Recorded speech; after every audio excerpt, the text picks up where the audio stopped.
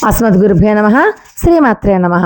మరి తొలి ఏకాదశి నాడు పూజ చేయడానికి అవకాశం లేని వాళ్ళు, ఉద్యోగస్తులు, లేపోతే చూడండి ఇంట్లో పరిస్థితులు అనుకూలించలేని వాళ్ళు, అనారోగ్యంతో ఉన్నవాళ్ళు, చిన్న పిల్లలు వీళ్ళందరూ ఏం చేయాలి? మరి పుణ్యం సంపాదించాలి అంటే తొలి ఏకాదశి అందరూ కూడా ఎంతో విశేషంగా జరుపుకుంటూ ఉంటారు. చాలా పూజా విధానాలున్నాయి. తలస్నానాలు చేస్తారు.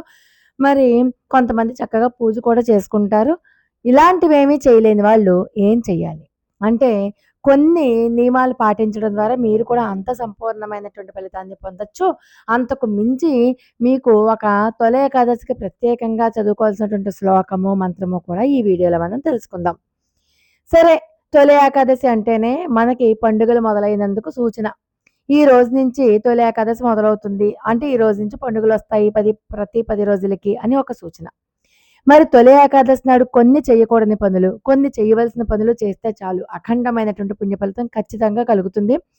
కాపోతే మీ అసక్తతని అంటే మీరు చెయ్యలేకపోయే ఆ అసక్తతని భగవంతుని ముందు చెప్పుకోండి. అన్నం తినకండి ఆ రోజు. అన్నం తినకుండా మీరు ఉపాహారం, పలహారం అంటాం కదా! అలాంటిది ఏదన్నా తీసుకోండి. మాంసాహారం కూడా తినకూడదు. తొలి ఏకాదశి మాంసాహారం తినకూడదని ప్రత్యేకంగా ఎందుకు చెప్తున్నానంటే, ఈరోజు ఆదివారం వచ్చింది. సామాన్యంగా ఆదివారం అనేసరికి మీ అందరికీ తెలిసిందే కదా! చాలామంది ఇళ్లల్లో మాంసాహారం వండుకుంటారు కాబట్టి, ఆ రోజు అస్సల నిషిద్ధం అనమాట. తినకండి.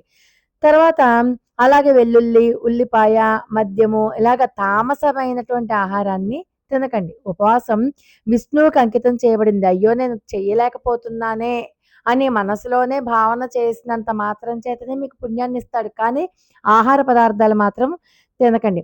ఎట్టి పరిస్థితులలోనూ ఏకాదశి నాడు తులసి దళాలు కొయ్యకూడదు. అది అశుభంగా భావిస్తారు. తులసి మాత విష్ణువుకి చాలా ప్రియమైనది. కాబట్టి తులసిని విష్ణు ప్రియ అని కూడా అంటారు. ఆ రోజున తులసి మొక్కను తాకడం గాని, దాని దళాలను కొయ్యడం గాని అస్సలు చేయకూడదు. మరి తులసి పూజ విష్ణు పూజకి తులసి దళాలు కావాలి అంటే వాటినేం చేయాలి? మనం ఒక రోజు ముందుగానే కోసుకొని పెట్టుకోవాలి. అలాగే ఆ రోజు ఆదివారం కాబట్టి చాలామంది షేవింగ్ చేసుకుంటారు, గోళ్ళు కత్తిరించుకుంటారు, జుట్టు ట్రిమ్ చేసుకుంటారు. ఇలాంటి పనులు ఏమీ చేయకూడదు. ఎందుకంటే ఆ రోజు తొలి ఏకాదశి కాబట్టి. తొలి ఏకాదశి రోజున జుట్టు కత్తిరించుకోవడం, గోళ్ళు కత్తిరించుకోవడం, గడ్డం చేసుకోవడం ఇలాంటివన్నీ నిషిద్ధం. అలా చేయడం వల్ల ఇంట్లో పేదరికం వస్తుందనమాట. అశుభమైనటువంటి ఫలితాలు కూడా వస్తాయి. గొడవ పడడం, దుర్భాషను ఉపయోగించడం అలాంటివి పొరపాటున కూడా చేయకూడదు. ఇతరులతో దెబ్బలాటకి కూడా వెళ్ళకూడదు. వివాదాలకు దూరంగా ఉండాలి. అన్‌పార్లమెంటరీ వర్డ్స్ అంటాం కదా! అలాంటి భాషని ఉపయోగించొద్దు. మనస్సు, మాట, చర్య వీటిలో స్వచ్ఛతను కాపాడుకోండి. కనీసం పూజ చేయలేకపోయినా ఇలాంటి నియమాలు అంటే శాంతంగా, ప్రశాంతంగా ఉండండి. కోపాన్ని నియంత్రించుకోండి. పగలు నిద్రపోవద్దు. అస్సలు పగలు నిద్ర అన్నది నిషిద్ధం అన్నమాట. మరి మీకు పూజ చేయలేకపోతే మీకు నోటికొచ్చినటువంటి కీర్తనలు పాడుకోవచ్చు, భజన చేసుకోవచ్చు. అలాగా గడపండి. మనసులోనే భగవన్నామ స్మరణ చేసుకోండి. రామనామ తారక మంత్రం గాని, ఓం విష్ణవే నమః అని కానీ చేసుకోండి. మీకు ఉపవాస ఫలితం పూర్తిగా ఇచ్చేస్తారు పరమాత్మ.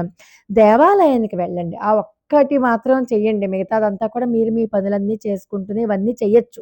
దాన ధర్మాలు చెయ్యండి. మూగ జీవాలకు ఆహారం ఇవ్వండి. అందరి పట్ల దయతో ఉండండి. ఒకవేళ మీకు ఎవరైనా ఏదైనా వస్తువు ఇస్తే అది దానంగా ఇస్తుంటే దానిని సంతోషంగా స్వీకరించండి. దానం స్వీకరించడానికి నిరాకరించినా కూడా పాపం కలుగుతుంది. అది కూడా ఈ తొలి ఏకాదశి నాడు. అంచేత మీరు దానం పుచ్చుకోవచ్చు. అలాగే మీరు కూడా ఎవరికైనా దానం అంటే మంత్రపూరితంగా కాదు. మీకు ఏదైనా ఇవ్వాలనుకుంటారు చూడండి కొంతమంది. అలా వస్తువులు ఏదన్నా ఇస్తే తీసుకోండి ఖచ్చితంగా. కాకపోతే ఒకే ఒక్క పని ఏం చేయాలి అంటే తెల్లవారుజామునే నిద్రలేచి, స్నానం చేసి, మంచి ఉతికిన బట్టలు ధరించి, ఆ తర్వాత మీ పనులు చేసుకోండి. మనసులో మీకు విష్ణు సహస్రనామం గనక వస్తే మనసులోనే చాంటింగ్ చేయండి. ఎందుకంటే సమయాభావం వల్ల మీకు కూర్చోడానికి కుదరట్లేదు కాబట్టి. అదే ఓం నమో భగవతే వాసుదేవాయ అన్న మంత్రాన్ని కూడా మనసులోనే జపించుకుంటూ ఉండండి. బ్రాహ్మణులకు, లేకపోతే పేదలకు పళ్ళో, పువ్వులో, స్వీట్లో ఇలాంటివేవో ఒకటి దానం చేయండి. సాత్వికమైనటువంటి ఆహారాన్నే తీసుకోండి. మీ పనిలో మీరు నిమగ్నమైపోండి. మీకు ఖచ్చితంగా తొలి ఏకాదశికి మీకు అందరికీ ఎటువంటి ఫలితమైతే ఇస్తారో ఉపవాసం ఉన్న వాళ్ళకి మీకు అదే ఫలితం వస్తుంది. చక్కగా భోజనం చేయండి. భోజనంలో నిషిద్ధమైన ఆహారం తీసుకోవద్దు. ఇందాక చెప్పుకున్నాం కదా! కానీ తొలి ఏకాదశి నాడు గృహప్రవేశం గానీ, ఇల్లు మారడాలు గానీ, వివాహము, మంచి మాటలు మాట్లాడుకోవడం అంటే వివాహానికి సంబంధించినటువంటి మాటలు మాట్లాడుకోవడం ఇలాంటివన్నీ కూడా ఆషాఢ మాసంలో నిషిద్ధంగా భావిస్తారు కాబట్టి అవేమీ చెయ్యొద్దు. లోకా సమస్తా సుఖినో భవంతు. మరొక అద్భుతమైన వీడియోతో మళ్ళీ కలుసుకుందాం. అంతవరకు నమస్కారం.